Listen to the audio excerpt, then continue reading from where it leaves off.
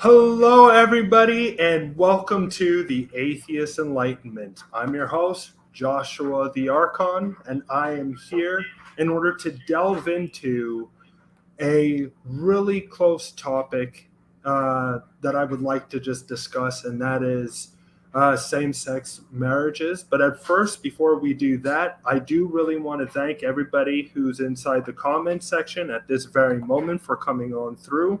I want to thank Linear, and I also want to thank anybody else who hasn't necessarily been interacting with the chat as of yet, but is still watching the show. So I really do appreciate that, and thank you very much.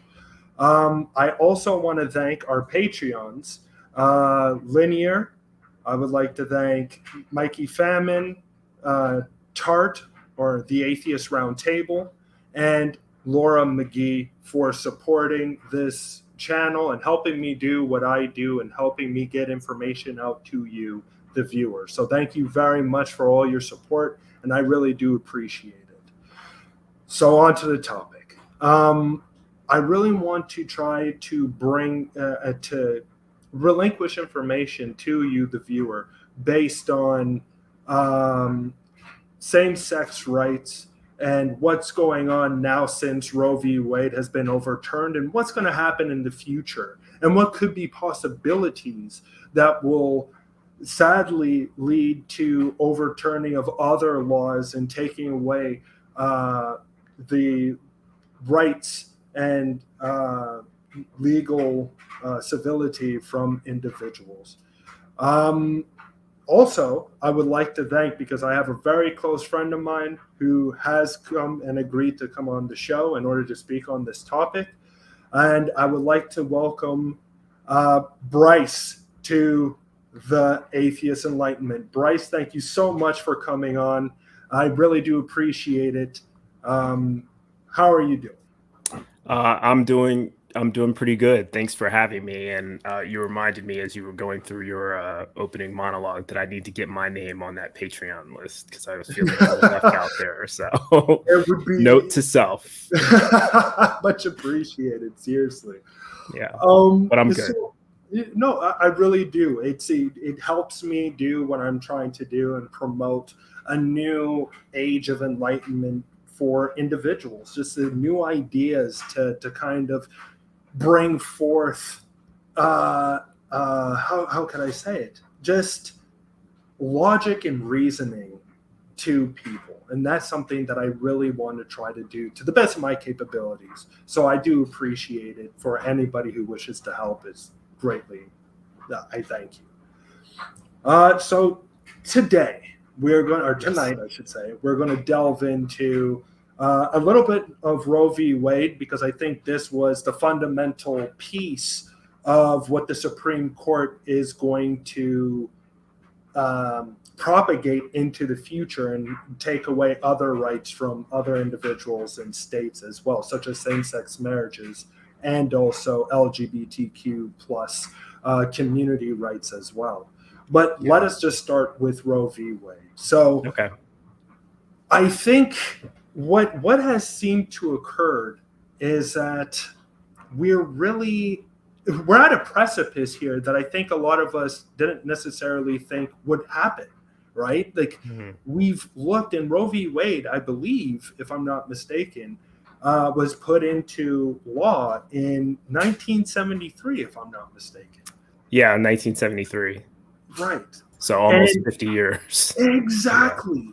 And I think that nobody would have expected that in the year 2022 that we would be seeing such a progressive law being overturned by the Supreme Court. What do you think about this? Right. I think that everything that you say is accurate up until 2016. And 2016 is significant because that's the year that Donald Trump was elected. That's the year that he was inaugurated, rather, as president. And the movement that has been behind him, that he's been able to inspire, galvanizing kind of the right, pushing the right further to the right, and really the kind of extremist ideas coming from like the MAGA side of the political spectrum. Once that became a reality, everything got put back on the table, and so, and my view of that is, in some ways, we've sort of regressed. This president and this movement has kind of made racism kind of mainstream again, and okay. Like, it's okay to be racist. It's okay to be sexist. It's okay to be, homophobic and transphobic, which is the big thing now, Right. and they're very vocal about it, and they feel very comfortable in their hateful views that they've always probably had. But, having Donald Trump as president of the United States be able to express those freely and using the bullying pulpit, that really inspired a lot of people. It inspired, groups like Proud Boys and what's the other one out there that's wasn't it like the 3%ers or something like that? But there's so many of them. I'm thinking, gosh, I can't remember, but really all of these like extremist, far right, white nationalists, white supremacists is what they really are. I mean, I'm not going to sugarcoat it. They're white supremacists, right?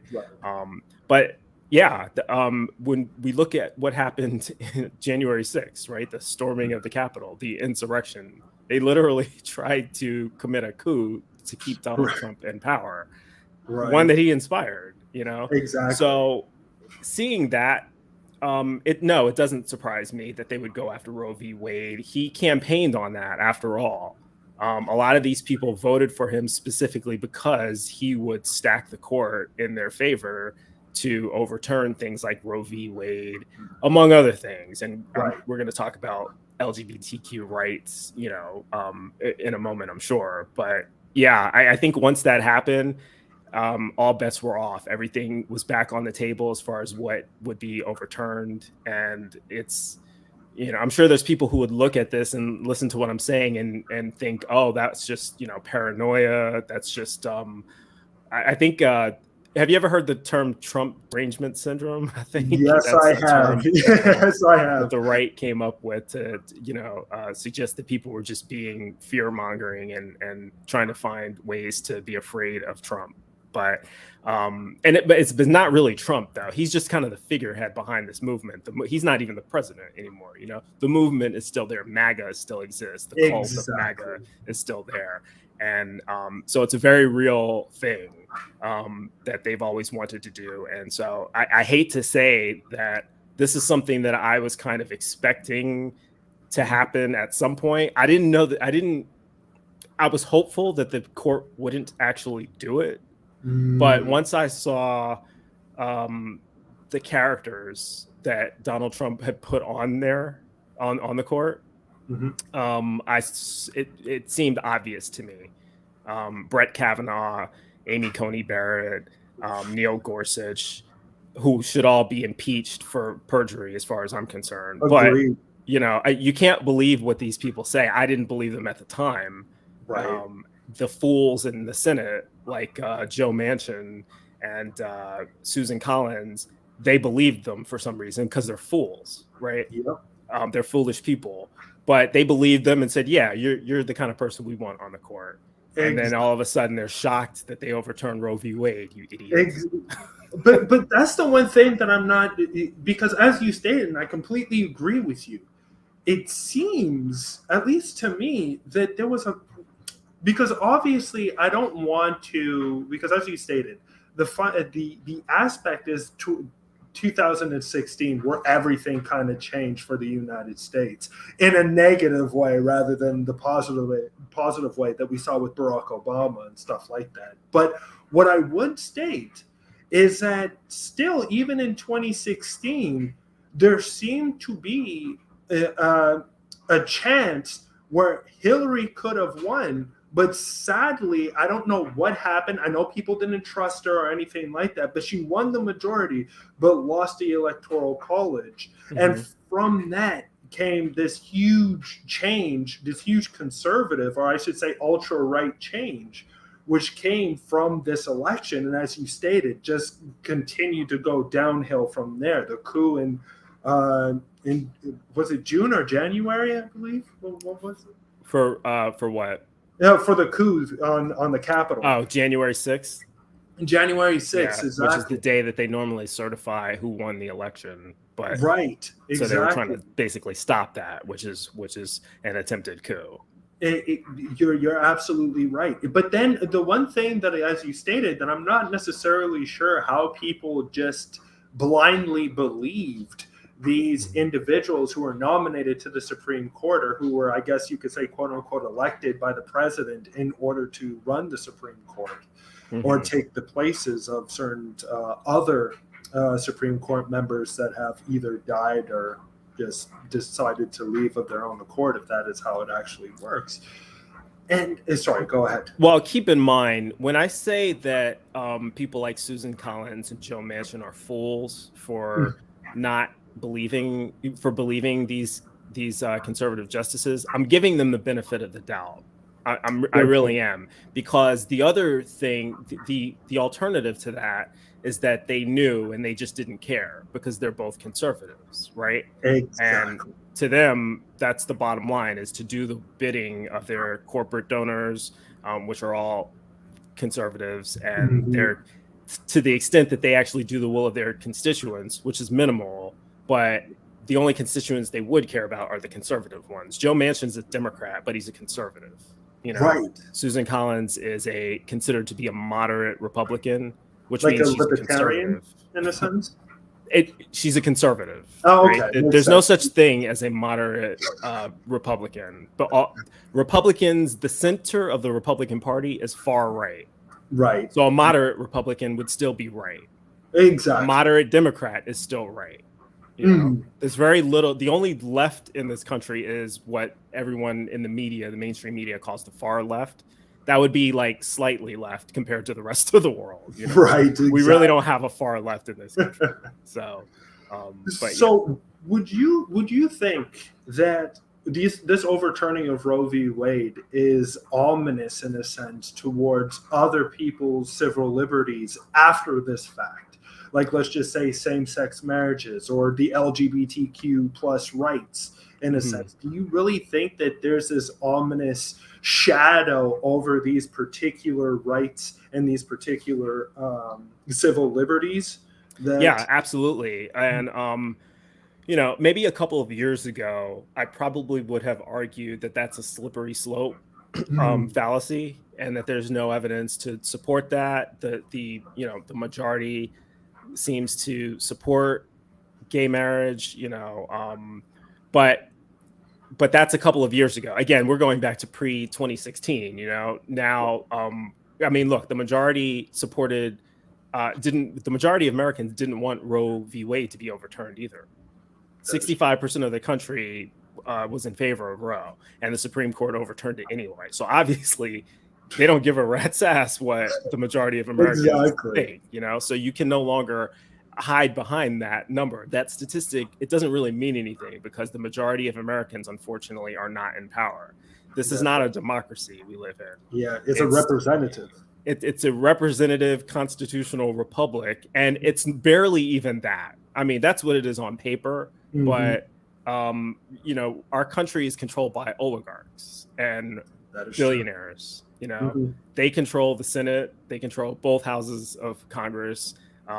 Everyone is in their back pockets. There's very few people elected to office that are doing the bidding of the American people. And there's millions of people in this country whose voices don't even count. You know, they have no representation at all.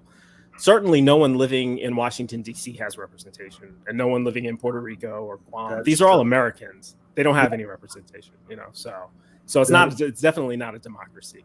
Oh, you're absolutely right. You're absolutely right. And I think that's the difference between an actual democracy like you would have in Canada, for instance, which is still a representative democracy, but it's still based on the will of the people, and it's based on the majority of who the people have elected. However, as you stated, with the United States, is different because you have two aspects of the American electoral system. You have the actual majority whoever votes in majority for a particular candidate, and then you have the electoral college, which is there. It's kind of which screws up the game in a sense, because even if you win the majority, you lose in a sense if you lose the electoral college. Yeah, the And majority vote doesn't mean anything in this country. And several times in my lifetime, we've had presidents who've won the majority, or excuse me, we've had candidates who've won the popular vote and went on to lose the election. George W. Bush lost the popular vote to Al Gore. Hillary Clinton won the popular vote. Donald Trump lost it, but he ended up being president, right? So that means nothing in this country. It's all about the electors, which is why Donald Trump wanted to hire or put in place fake electors so that they would certify his name over Joe Biden. But I think I said all that to say that these people, the Supreme Court is particularly problematic because these people aren't even elected, right? These people, this is the one branch of government where nobody serving on that bench is elected by the American people. And it's the one branch of U.S. government where they have lifetime appointments. You don't get to replace them. They're there for as long as they want to be, unless they commit like a major crime and are impeached, right? So that's a failure to me of the Constitution. That the founding fathers were pretty good the way that they framed the Constitution and the checks and balances that they put in place, but they dropped the ball on that one. Right. But would you say, because I've heard a couple of individuals say that if you stacked the Supreme Court with more individuals, like with more nominees, let's just say, that it would make it fairer. But even that, to me, doesn't seem like it's fixing the problem. You're just adding more people to the problem, in a sense, rather than fixing the problem, as you stated, rather than electing the people by the American people themselves. And if they seem to be going against the constitutional rights of the people, that they can be expelled or expunged from that position. As you stated, they're there for life or until they decide that, okay, I don't feel like being in this position anymore, however the situation is. And I mean, I should be clear. I totally do think that the Democrats should stack the court. And let me start by saying you are correct. That's just putting a Band-Aid on the problem. That's not actually fixing the underlying problem, which is we need term limits on the Supreme Court. But I do think that the Democrats, if they were smart, which they're not, which is why they're not going to do it. But if they were smart, they would absolutely stack the court, and it should be a 13-panel court. There's 9 members of the Supreme Court right now, but there's 12 or 13 federal appeals districts. There used to be 9, so there used to be a match, but we've increased the number of districts, right? But the court hasn't kept up with that. So we have, they came up with this idea. We're going to have 9 justices representing the however many millions of people existed in the United States at that time. We've got 300 million now. The country has just grown more and more and more, but the court has not, right? And so you still have what you ended up having with Roe v. Wade being overturned is 6 people deciding the fate of 325 million. Exactly. That doesn't work for a lot of people, and especially since half of the court, or not half the court, but a third of the court was appointed by one guy who lost the majority vote. They should not be making decisions on behalf of everyone else in the country. They just shouldn't. And so the way to temporarily fix that is have the person who won the popular vote expand the court so that the justices reflect the will of the majority of Americans. Exactly. And, I'm sure there's people on the right that would say, well, wait a minute, that's changing precedent. That's changing the rules. But they don't care about precedent and rules, right? They break the rules all the time. Republicans are very good at that. They're very good at wielding their power in horrendous ways. And the Democrats are scared to, they want to go with tradition and precedent and take the higher ground. And this is why they always lose. Because they want to do that, and they want to work with Republicans, and they want to make friends, and they want to look. It's just ridiculous. Yeah, I completely agree, because I think that they believe that they're in 1992 with the Clinton administration, right? So they keep trying to want to go back to that time frame and to want to work, have bipartisan workmanship with the Republicans and themselves. The problem is that this is not the situation anymore. The lines have been divided, and now it is time for, if you're a Democrat, stand up for your democratic rights. Don't just try to appease, as I call it. Not to change the direction of the show, and I do want to get back to Roe v. Wade and LGBT rights, Right. but I've been making it my mission that the little bit of time I have been spending online to speak to Democrats and people who claim to be on the left, or people who think that they're left wing or progressive, to just kind of educate them about the failures of the Democratic Party and all of the things that they promise that they don't deliver on, and all of the ways that they're not really progressive and they're not really the left, and just look at the people that you're electing. Look at Joe Biden, look at Kamala Harris, look at Pete Buttigieg, and ask yourself, do these people really stand for progressive values? Are they really fighting for you? Versus some other people who you could potentially be putting on the ticket. And so that's kind of what I'm doing now. I'm no longer in the game of trying to convince conservatives of anything, because it's kind of a pointless effort. Exactly. You're just literally ramming your head against the wall, and you're really not going to get through. Most people, they're already convinced with the way that their political party is going, and it's going to be very difficult in order to change people's minds in order to switch that. So I completely agree with you, and I thank you for trying to it's a work in progress, but right, exactly. But as far as the slippery slope goes, I did think that there is the fear in the LGBTQ plus community that the overturning of Roe v. Wade will lead to the overturning of several rights and protections for the LGBTQ community. And it's not an irrational fear. It's not a phobia. It's not a slippery slope argument, because they're already talking about it. Clarence Thomas has already said he wants to undo Obergefell versus what was the Hodges? Obergefell versus Hodges. Which legalized gay marriage basically federally, and that was 2015, by the way. So that's only, gay marriage has only been federally recognized for like 7 years. If they can overturn Roe v. Wade, which is 49 years old, they damn sure are going to overturn that. They want to. Exactly. And I think that's the whole entire problem now, is that we literally have a Supreme Court, as you stated, with 6 members who are extremely conservative, who, in the best of ways, in a sense, will be in office. Well, not in the best. I mean, it's still negative no matter which way you look at it, but will be in office for 10 years to 20 years, some of these individuals. Right? Hopefully Clarence Thomas is not one of them. Hopefully, but you never know. It's mostly these individuals that bring forth negativity that seems to live on for quite some time, right? Yeah, exactly.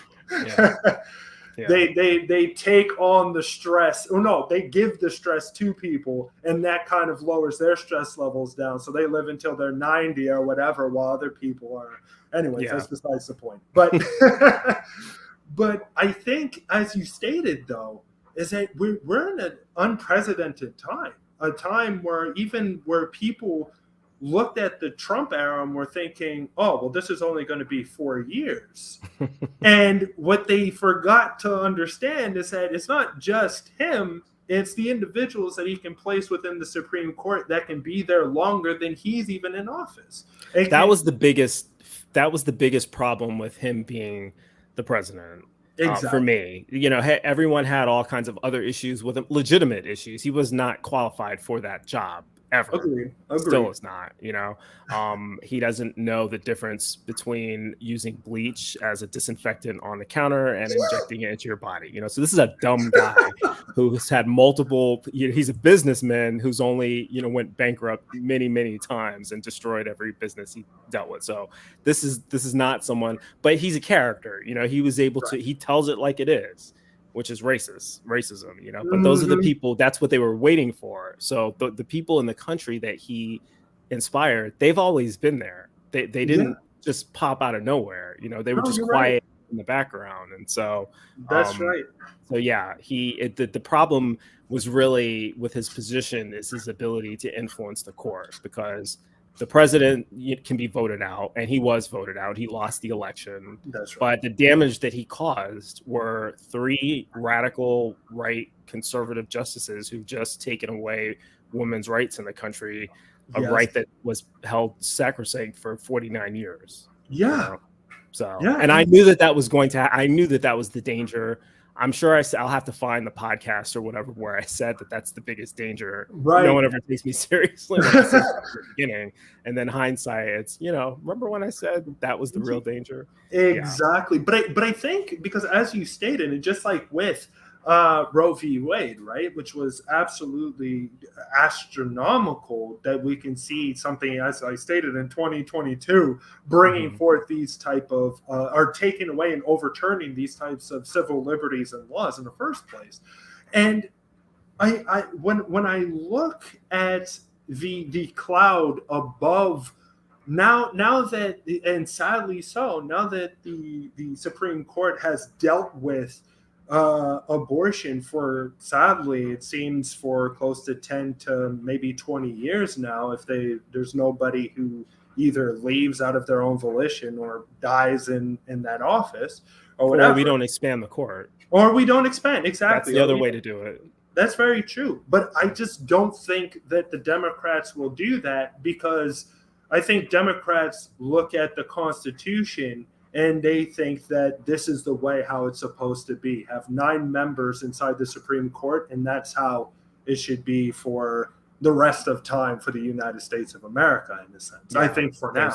I don't think it's just Democrats that do. I think it's people in both parties that do that when it's convenient for them. The Republicans will do it when it's convenient for them. The Democrats, the dumb ones, they just think they treat the Constitution like it's a Bible. Mm-hmm. It's not. It's a living document, Exactly. That's why we have these things which can be amended.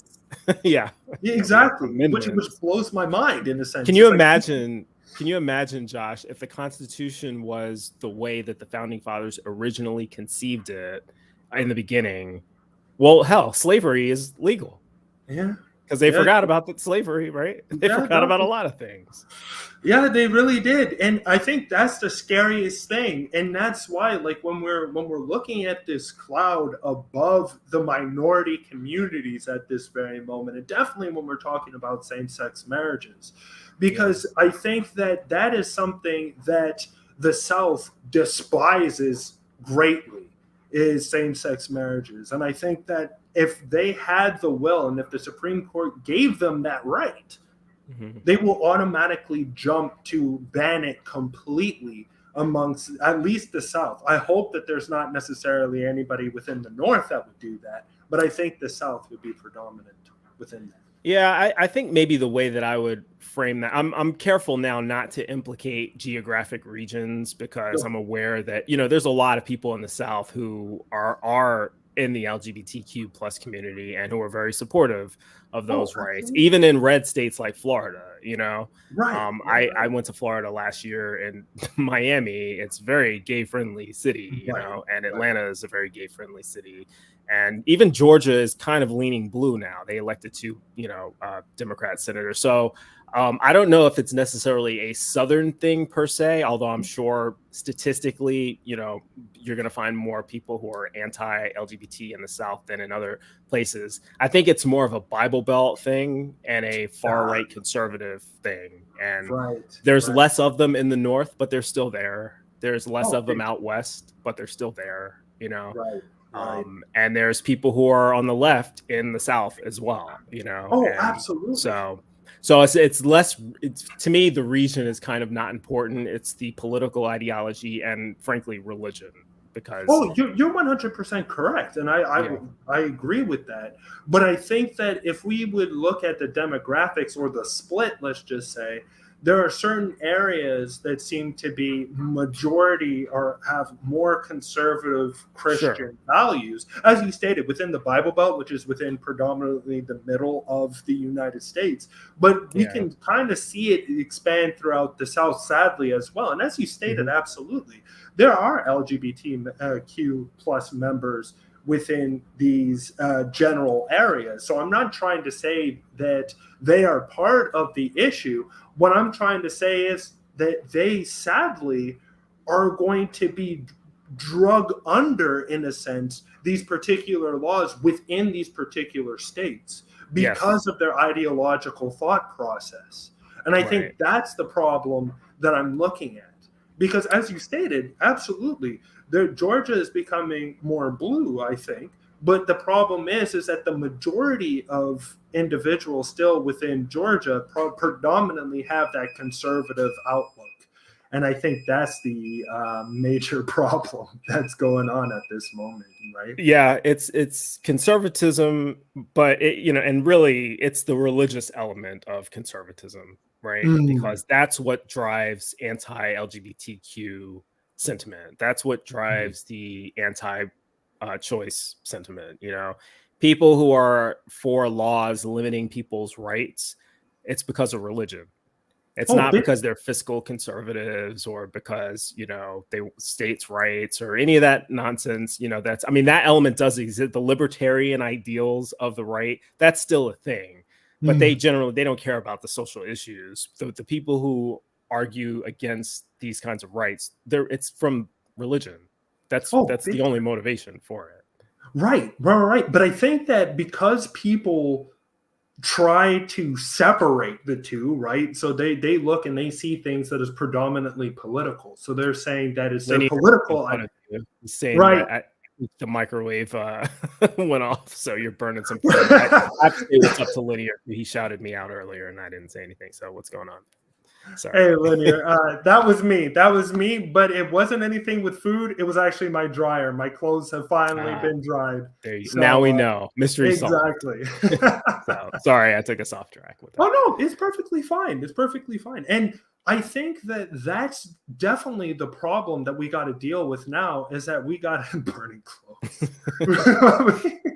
what we need to deal with is the reality that is not just the political party in itself, but it's the ideology behind the party, which is the problem as well.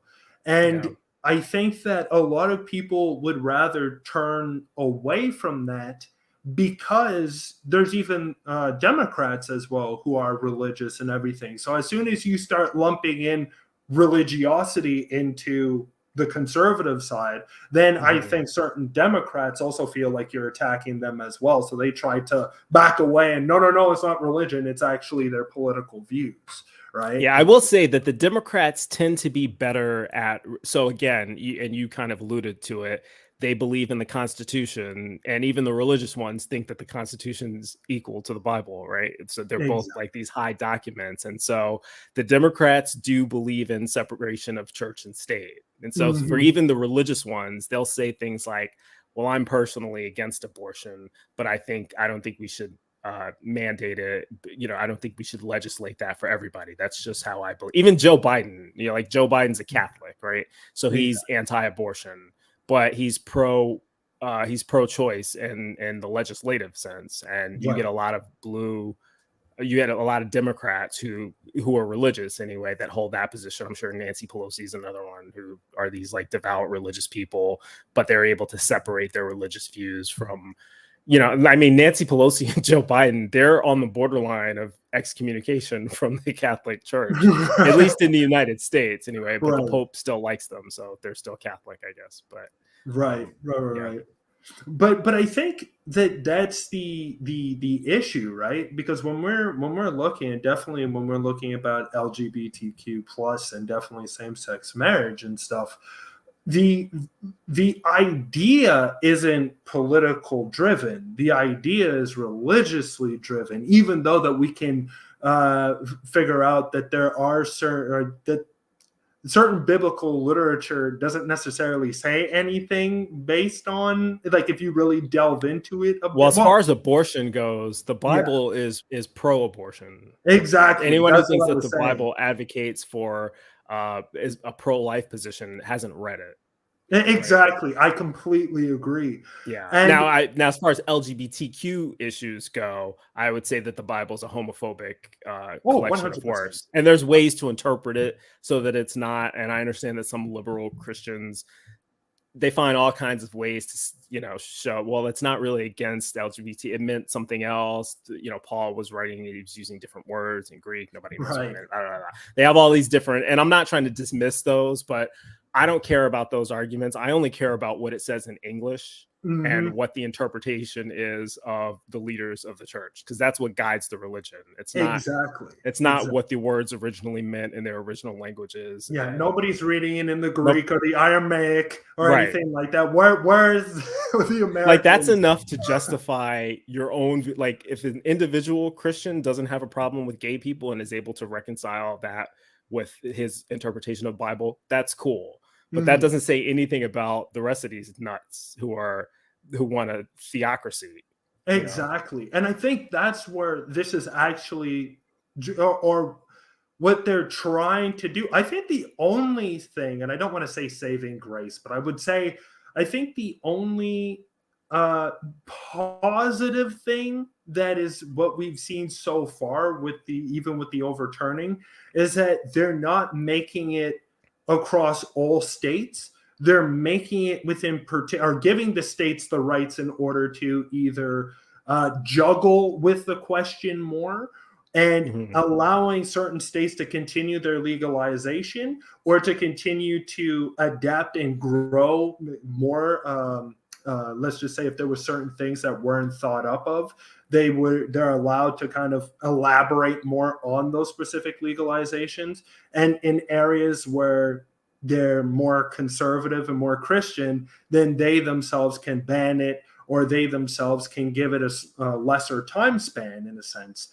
But I think the issue, when it really comes down to it, is, and we both alluded to it beforehand, is that there are people within the LGBTQ plus community, and there are people who underneath the legislation of same-sex marriage are now in a precarious situation within those states which might try to overturn it or ban it. And I think that's the thing that's hugely problematic, because now you're excluding a certain either minority of people or a large minority of people into having to either exodus from the state itself in order to go to a place where it's more friendlier and legalized these two overturn. Well, it's not overturned yet, but I mean, because I was going to say same-sex marriage overturning, but I guess I'm jumping ahead of myself right now. Right, but stay am tuned. I wrong on that? I don't know. Stay tuned. Exactly, right? Yeah. Clarence Thomas has already said he wants to do that. So exactly. And I think that's the problem here, is when you can blatantly say that on TV, where you can blatantly make a statement like that and you're not condemned or whatever based on those type of statements. That's why I wonder where the United States is going to go, and that's why I wonder where the problem really is, in a sense. Well, he was condemned by me and by everyone who holds a progressive view. Right. Yeah, I think where you were going with that is the fact that there's a lot of people who are supportive of that Exactly. position. That's what I meant. I should have been more elaborative, more direct with what I was trying to say, but I was kind of more ambiguous. So I do apologize for that. But yes, I can't believe that there are individuals who actually agree with this and are just like, this is the way that we want our country to go. We want to take away rights from our minorities. And that to me is just mind-blowing. And definitely within 2022, where you look at 2015, you look all the way back, as you even stated, in 1973, and these things were argued against and won for, right? The abortion, 1973. Legalize of same-sex marriages federally, 2015, and now we're in a precarious situation. It's just like, what's going on right now? It seems like the United States is losing its own identity, or maybe it's regaining its identity. I don't know. What's going on is that, like I said, you have 6 people in the most powerful branch of government, apparently, that are trying to turn this country into a theocracy. And I just put in the private chat for you. This is something you can look up later. But Supreme Court Justice Clarence Thomas told his law clerks in the 1990s that he wanted to serve for 43 years to make liberals' lives miserable. because they made his Wow. life miserable, right? So this is a personal vendetta from a crazy guy That's who is insane. married to an insurrectionist, by the way. So, you know, Wow. but that is, he's on the record as saying that.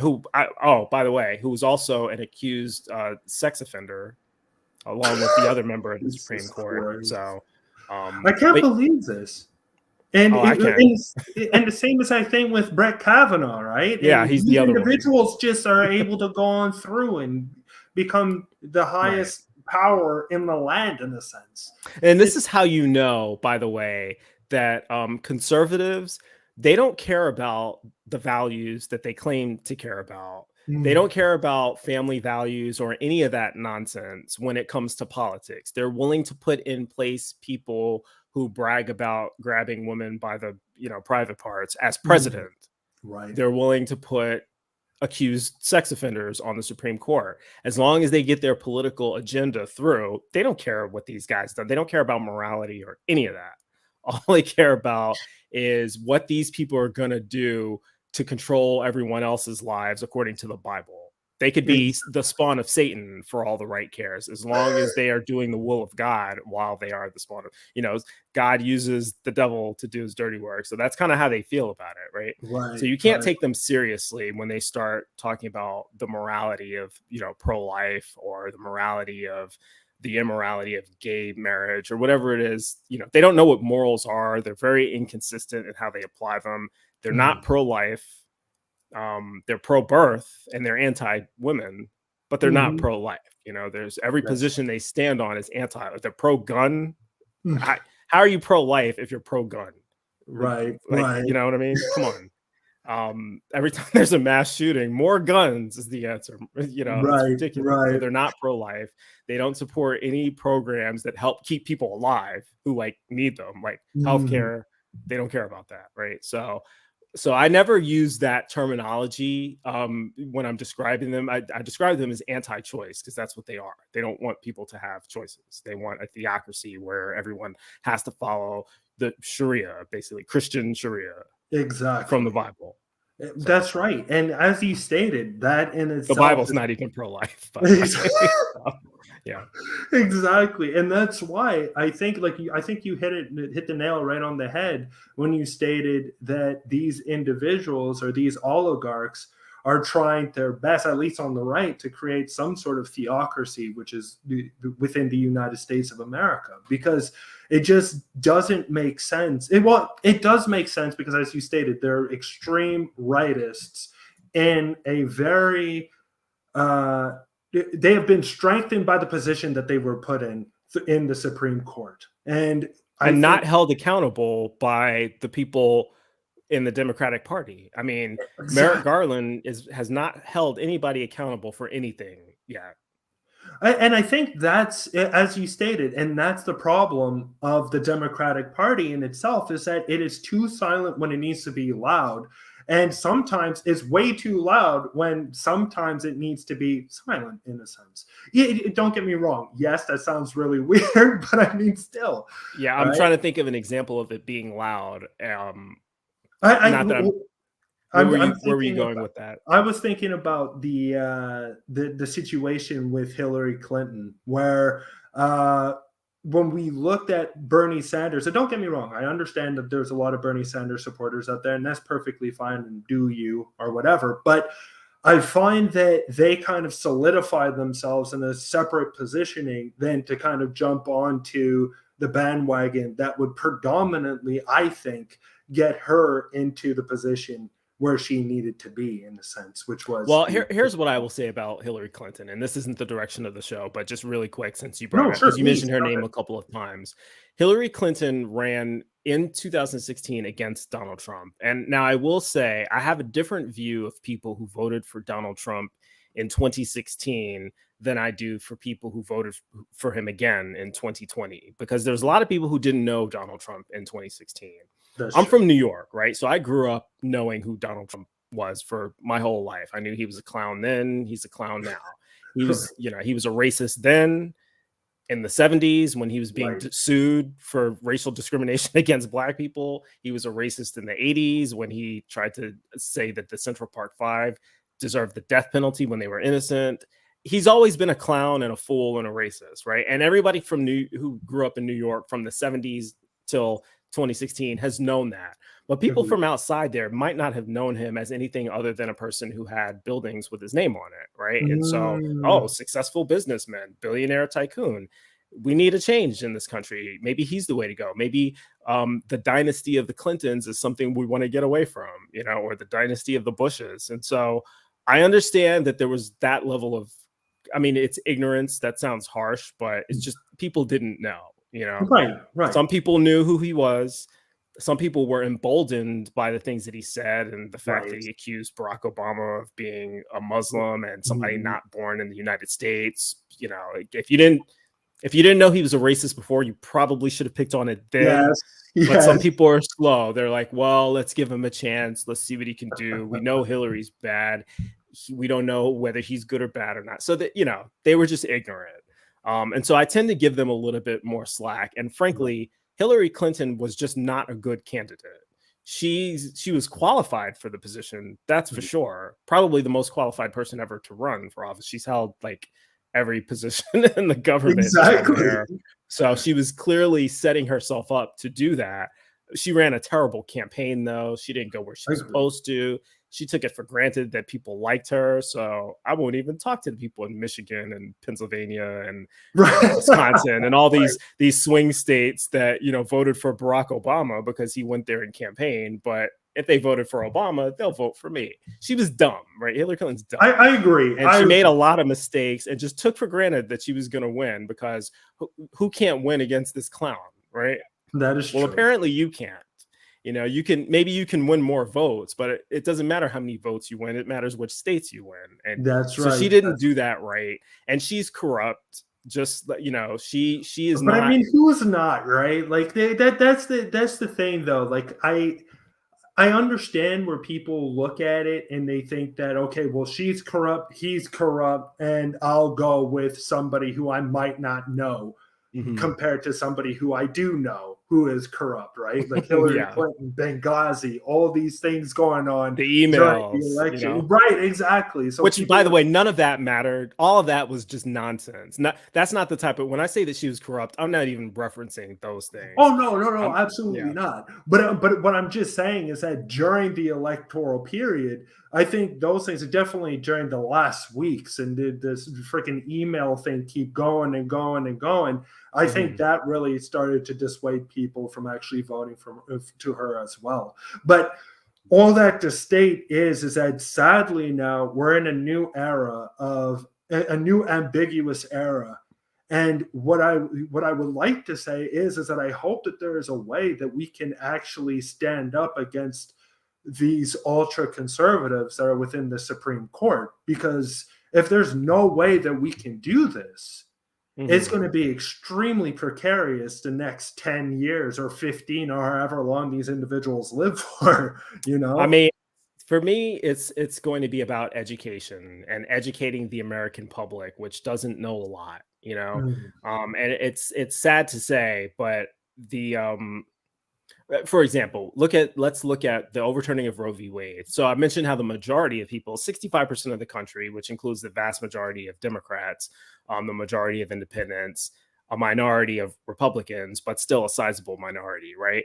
They supported women's right to choose. The Supreme Court turned that over. But there is a demographic who does not support that, who are happy that women don't have, there is an anti-choice demographic in the country. And I think that their mindsets need to be changed. We need to get that number higher than 65%.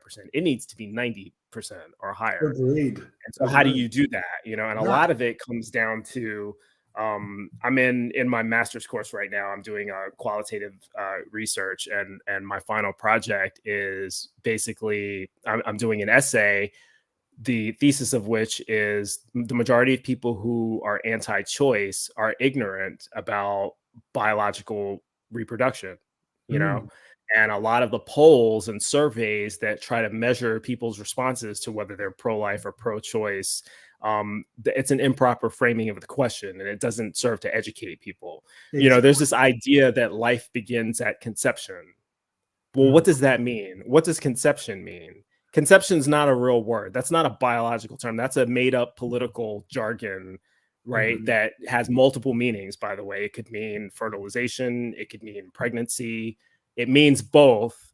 And because it means both, people think that fertilization and pregnancy are the same thing, but they're not. Those are two different things, you know? So if you're saying, well, life begins at conception, well, which conception? Fertilization conception or pregnancy conception? Well, it's the same thing. No, it's not, because half of the fertilized eggs don't result in a pregnancy. So if you're saying life begins there, you're saying half of those lives are flushed out when women have their, before women have their period. So, but people don't know that. They think that every fertilized egg is going to result in an embryo. That's not how that works. Exactly. And I think that, so the question is wrong. These surveys, the way that they're asking this question, it shouldn't be asked that way. It should be, when does personhood begin?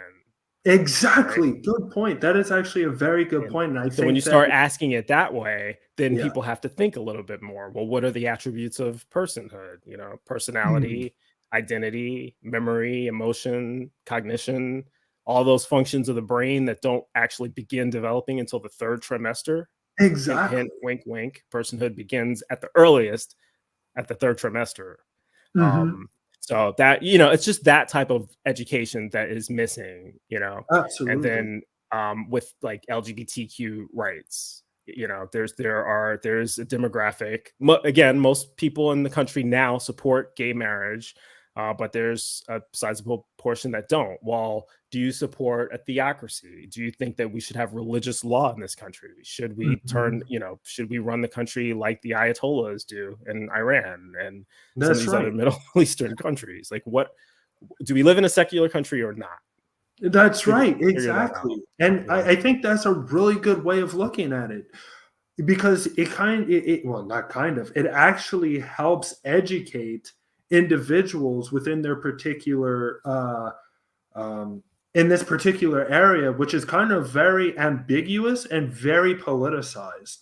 And a lot of times when you hear with all these different with definitely abortion, but even with same-sex marriage and LGBTQ plus rights and everything, is that the individual really is unaware of the realities of the situation. And a lot of times, just like with LGBTQ plus rights, for instance, they believe that the person is choosing to act in that particular way. They don't understand that the person is born that particular way. It's not just that, Josh, because frankly, I don't think they would care even if that was the case. A lot of them, they don't argue that the Bible is their rationale. It is, but they don't like to argue that. They like to try to appeal to atheists and people on the left by making what they think are rational arguments for why you should be homophobic and transphobic. Now, I know that sounds nonsensical, because it is, but this is their strategy. And a lot of them, they'll make arguments like, well, I don't want my daughter going into a bathroom with a man with a penis, dressed in like, this is one of their transphobic arguments, to argue that transgender people shouldn't be using the same restroom. Now, I've debunked this numerous times. I've debated people, on various shows about transgender rights, and there's a very simple solution to that. Just have genderless bathrooms, genderless restrooms. Have everyone can go into a private stall, and you don't have to worry about anyone doing it. Most places, by the way, most public places that I've been to, they have the option of going into, the large public restroom, or they have individual stalls, individual bathrooms with it's one person and there's a lock. Right. Exactly. And anyone can be in there. And a lot of buildings could be designed that way. Most of them already have that. Just add that to the building code. Have public restrooms and then private rooms, so that a transgender person or a cisgender woman or man or whatever can just use that if they don't feel comfortable. If they don't feel comfortable going to the public restroom where there might be a trans person in there, then they can go to the private restroom. But you shouldn't be forcing the transgender person to go to a different restroom because you don't feel comfortable in there. Like, no one told you had to go in that restroom. You don't have to use public restrooms. That's an option. Right, right. So the fact that you don't have to means that there's no grounds for you to force transgender people to not be able to, if that makes sense. Exactly, exactly. And So right. I do So see your point. Absolutely. Sorry, sports continue. is another one that they try to argue. And that one admittedly is a little bit more complicated, but there's rational answers to these that don't revolve around religion. And those arguments can be defeated with reason, Mm. until the only thing that they have left is religion, which we don't care about unless we want this to be a theocracy. Right, exactly, exactly. And I think that's the main issue, though, is that do where do people actually stand? Because I think that's where it's really ambiguous. I think that's where when we have these type of discussions, is kind of like, okay, what is the idea, or what's going on through people's minds and stuff like that? Because just like how, as we talked about, just with Donald Trump being elected or whatever the situation was, there's a lot of comedians that were like, you saw that something was happening because there was a lot of people in those lines silent before they went to those ballot boxes, I but miss, what there used to be. I think there's a lack of content out there in terms of shows that interview people and have like panel discussions about issues like these. yeah, We see this in social media. I mean, you're obviously doing it. I've done it before, right, but there used to be shows like Oprah and Phil Donahue where they would have the entire show be about LGBTQ rights or right. abortion or something Mhm. like that. And all of those shows have kind of turned into Jerry Springers and they're not serious anymore, but it used to be a real thing where you could get people for a whole hour to sit down from both sides of the argument and talk about why are you homophobic, or why do you think gay people deserve rights, or let's bring this psychologist on to see what the latest studies are. Exactly. Like people should be exposed to that argument so that they can hear both sides of the argument. And if you go back and you look at some of those older shows on YouTube, I'm sure you could find them older episodes of Phil Donahue or the old episodes of Oprah where they're talking about something as ridiculous as interracial marriage, Right, where right. people maybe in 1985 that was still taboo in a lot of places, right? Well, hell, it's probably still taboo in the South right now, and it is actually. I know that it Yes. is. Not all of the South, but in pockets of it.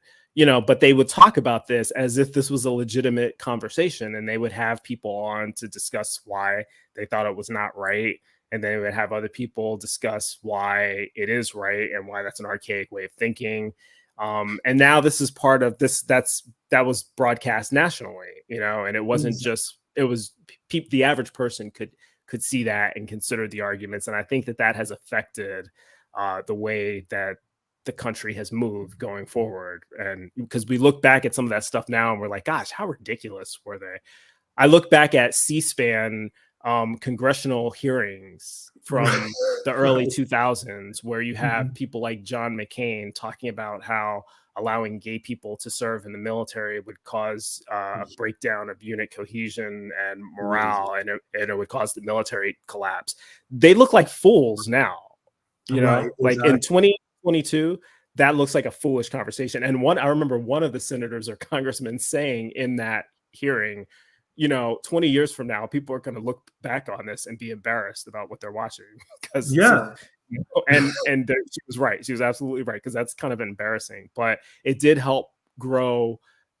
Not to suggest that people were watching C-SPAN. Nobody watches C-SPAN, but that type of conversation needs to be had, I think, I to change completely the agree. mindset. And I think that the problem nowadays is, I think, like, and this is where I find that it's like a double-edged sword, right? Because there's certain people that say that censorship is a horrible thing to do, and you want to hear the other person's views in order for you to kind of, how could I say it, tackle their arguments. And I completely agree with that. But at the same time, I've also find that censorship is also a mechanism that in certain aspects should be used underneath certain individuals who are using their platforms in order to actually win huge amounts of people over, I think. Like, for instance, like the Donald Trumps, for instance, or even with, well, predominantly that's the only thought process I have right now is based on Donald Trump. But I have seen that even like in the past, censorship had actually completely or almost absolutely destroyed far-right political parties. And it was only when they were able to get back onto the political grounds again and start speaking out and everything like that, that their numbers grew once more. So when you say censorship, what do you mean when you say censorship? Because that could mean a lot of different things. It really does. But I think what it means is that there should be certain ideas that should be quote unquote silenced in a sense. I know that it doesn't be, I know that that's kind of like anti-democratic, but we can see the ramifications of when censorship hasn't been in place, like such as Donald Trump and stuff like that. And now we're seeing the ramifications of just these with the Supreme Court, for instance. Are you talking about censorship in terms of like social media, not exactly like social media and everything like that? Like if you have a large following of people that are following you for the hate that you are saying, in a sense, and are actually working in order to get you into power, just like how before 2016 the Russians that were sending in tons of misinformation ads and everything like that. I think those are the things that should definitely be censored and not something that should be allowed to occur, in a sense, because then you can have outcomes such as what we have right now. So I will say this: when it comes to social media and social media platforms, these are corporations, right? And so they have Mark Zuckerberg owns Facebook. Who I don't know who owns Twitter. I think it was going to be Elon Musk, but then he backed out of it. I don't know who owns it now. But these private citizens own these companies, right? And so they can have whatever they want on their platform. It behooves them to have popular messages or messages that are going to resonate with the biggest audience so that they get positive feedback, because they want the platform to grow and they want their stocks to grow in it. So they're not going to, if people start like boycott Facebook or boycott Twitter or whatever, and it's starting to look bad and their stocks go down, it's all about the bottom line for them. So they're going to be like, whoa, no, wait a minute, what are we saying? They don't like Donald Trump, take Donald, and it's usually for a legitimate reason. Like if it's misinformation and disinformation, like with COVID, well, they're now going to have to be dragged in front of a congressional hearing about why are you allowing disinformation that's killing millions of Americans on your platform. And they don't want to have to answer that, right? So they're doing what they're doing for money. They don't care about lives or anything like that. It's just money. And disinformation and misinformation and the negative public media attention of that looks bad for them. So they're going to block whoever. And they have that right. You don't have the right to go on anybody's platform and say what that person doesn't want you to say, right? That's not what freedom of speech means. Freedom of speech, absolutely. So you get a lot of people, usually from the right, because they're the ones that tend to advance disinformation, whether it's related to COVID or race, biology, whatever the case may be. But they are the ones who want the Donald Trumps on there talking about how he won the election and just obvious lies. They don't care that they're lies. They just want to inspire the movement. But you don't have that right. The freedom of speech doesn't give you that right. Freedom of speech means that you can write whatever you want or say, you can shout whatever you want, and you're not going to be handcuffed for saying. Absolutely. And it has even that has limits. Like towards that extent, I think that's absolutely awesome. So when it comes to censor, you were talking about censorship, though. I don't think I think that private companies have the right to censor whoever they want. And I would agree, but I think that if, as you stated, when people start sending out misinformation during a time where we're seeing millions, as you also stated, millions of Americans dying, This is not the time to be saying, well, okay, it's the freedom of speech of a particular person to mislead people. Well, that's not, but that's not freedom of speech, though. They think that that's freedom of speech, but it's not. You don't have the freedom to use someone else's platform in a way that violates their rules. Right, exactly. Okay, so we're on the same page. We're on the same page. And I think it may be another form of censorship, maybe like if a university wants to disinvite Ben Shapiro from speaking because, that's, I mean, that's a form of censorship. But again, a university is a private institution. They can have whatever they want. I'm less in favor of that. I think that it's okay for institutions of higher education to have certain individuals, not necessarily an extremist, nobody who's advocating violence or anything like that, but conservative voices and conservative minds. I think that that's okay for them to go there and speak, especially if it's going to be a hostile environment anyway. Most people who are in school or pursuing higher education lean left, are more likely to lean left than right. The right is very suspicious of higher education, and liberal studies and all those sorts of things. So, but I mean, some of them are there.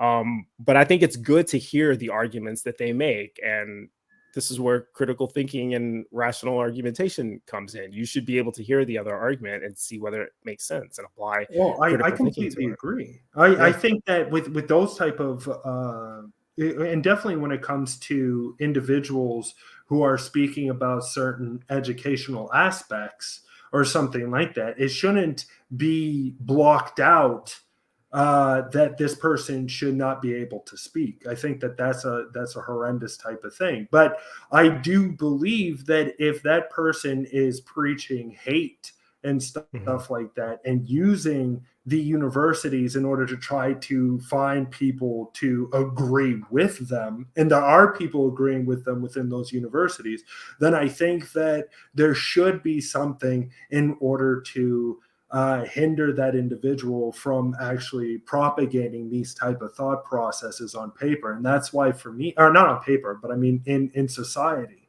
because that whoever's doing that is creating a great division amongst people acting civilly and people acting in a more hostile manner towards the people who are just living their lives in a sense. And that's something that the school that invites that person would have to face the repercussions of, because people are they're gonna lose tuition if they do that. So to me, that's a problem that solves itself. If your school is getting negative backlash and negative attention because you allow a far right extremist to espouse views there, this is what motivates them to disinvite people. Sometimes they don't want the bad press, That's true.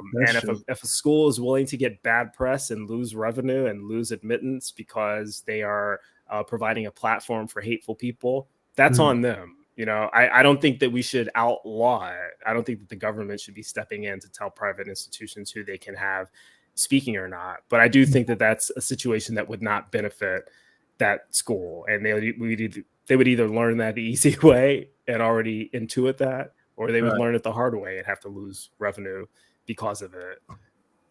Oh, so, absolutely. I think in the end, I think that that's the best way in order to move forward. Is just that, because frankly, think about it, Josh. If we did that, if we outlawed that, we would have to outlaw churches too.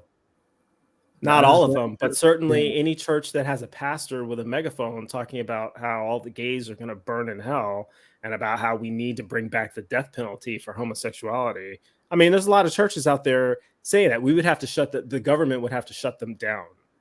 But right? I mean, that's the question though, is that when you have some institution which is allowing these type of things to be stated in a sense, I would have to state that maybe to shut down some of these institutions are the best way in order to move forward. Well, right? The problem with that is who gets to decide which institutions get shut down, and who decides when someone has crossed the line from speech that's okay to hateful speech. Like, who's in that power? Is it whoever the elected government is at the time? What if we get another Trump government and a majority conservatives where they say, you know what, promoting gay rights is harmful, and they call that hate speech, and they want to Right. shut down that, Yeah, that's true. That's That's the true. danger Very in good that. point. That's, the United States, for all of its faults, the one good thing it has, in my opinion, is freedom of speech. We have a lot of freedom in this country, and some people say we have too much freedom and some of it should be taken away. But I'm always an advocate of maximal rights. I think that is ultimately more beneficial than someone sitting up high and mighty deciding which rights people get to have.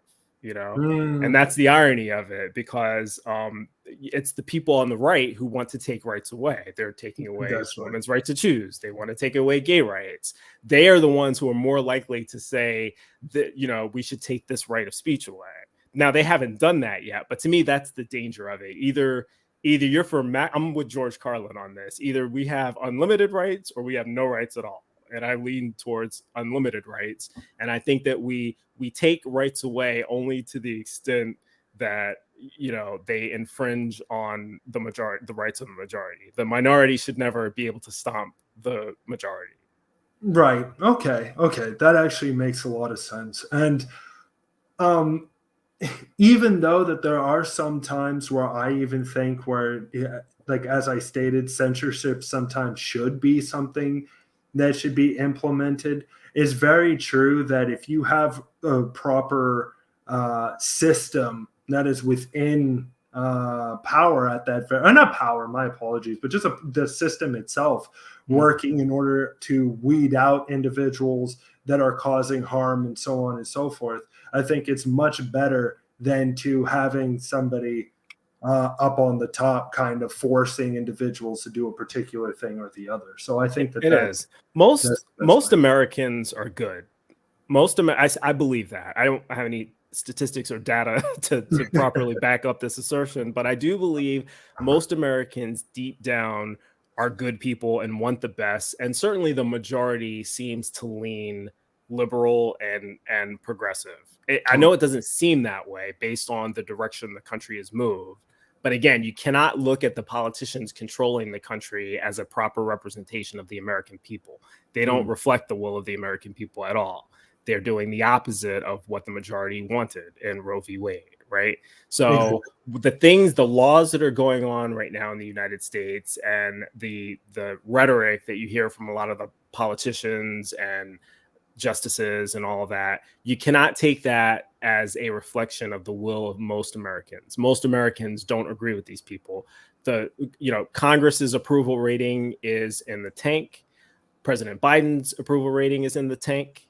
President Trump's approval rating was in the tank, and the court's approval. None of these people have positive approval ratings, right? So Americans don't believe in any of the nonsense that these people are saying. So what they're saying, just ignore that and look at what most Americans say. And you can tell that from polls and surveys.